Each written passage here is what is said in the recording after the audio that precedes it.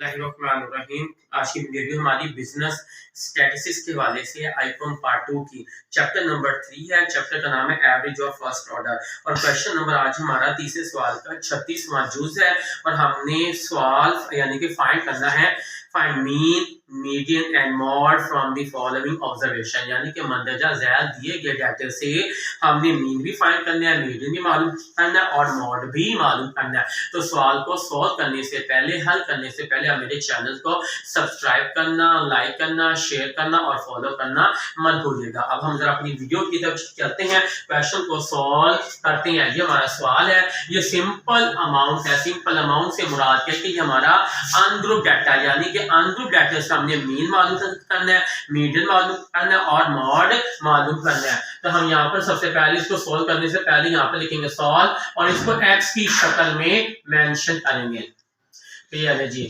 X और इसको ascending order में हमने लिखना है। अब इनमें सबसे छोटी रकम कौन सी है? वो 14 है। ठीक है, ये 14 हमने लिखा। 14 से बड़ी रकम कौन सी हमारे पास है जी? 14 से बड़ी रकम 23 है और ये एक ही बार लिखा हुआ है। अब 23 से बड़ी अमाउंट है हमारे पास 25 ये 2 बार लिखा हुआ है, तो इसको हम 2 बार मेंशन करेंगे 25। अब 25 से बड़ी रकम हमारे पास क्या है जी? वो है जी 34 है, यानी कि 34 है।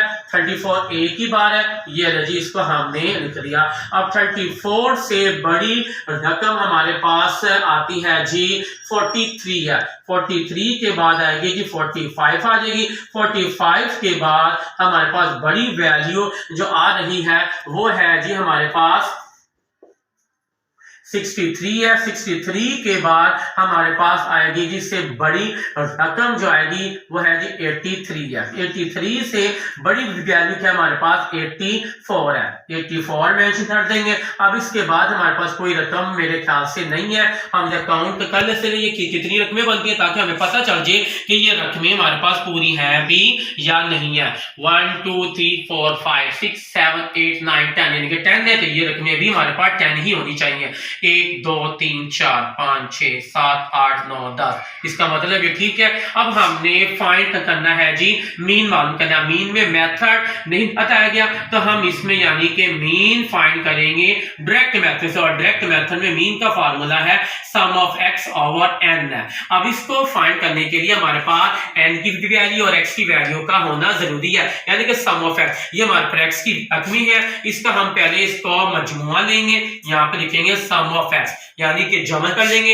ये 14 है प्लस 23 है और प्लस 25 2 बार लिखा हुआ है। उसके बाद है जी 34 है, इसके बाद 43 है, 43 के बाद 45 है, 45 के बाद 63 है, 63 के बाद 83 है, 83 के बाद 84 है। इससे ये हमारी बार वैल्यू आ गई 439 आ गई है। अब हमारे पास सम ऑफ एक्स की रकम आ गई है जी 439 9 आ गई। ठीक है, एन हमारे पास क्या है जी? इनको काउंट कर लीजिए, हमारे पास आता है जी 10 है जी, हमारे पास एन हो गया। अब इसको डिवाइड कर देंगे तो ये 43.9 ये हमारा आंसर आ जाएगा। इसके बाद हमने फाइंड करना है जी मॉड मालूम करना है। अब मॉड हमारे पास क्या होता है? मॉड कहते हैं कि डाटे में दी गई सबसे बड़ी फ्रीक्वेंसी को या डाटे में बार बार आने वाली सबसे ज्यादा आने वाली रकम को हम क्या कहते हैं? मॉड है। तो सबसे ज्यादा बार आने वाली रकम हमारे पास कौन सी है जी? वो है 25 है। तो ये हमारे पास इस सवाल में मॉड हमारे पास 25 आ गया। अब हमने फाइंड करना है जी मीडियन।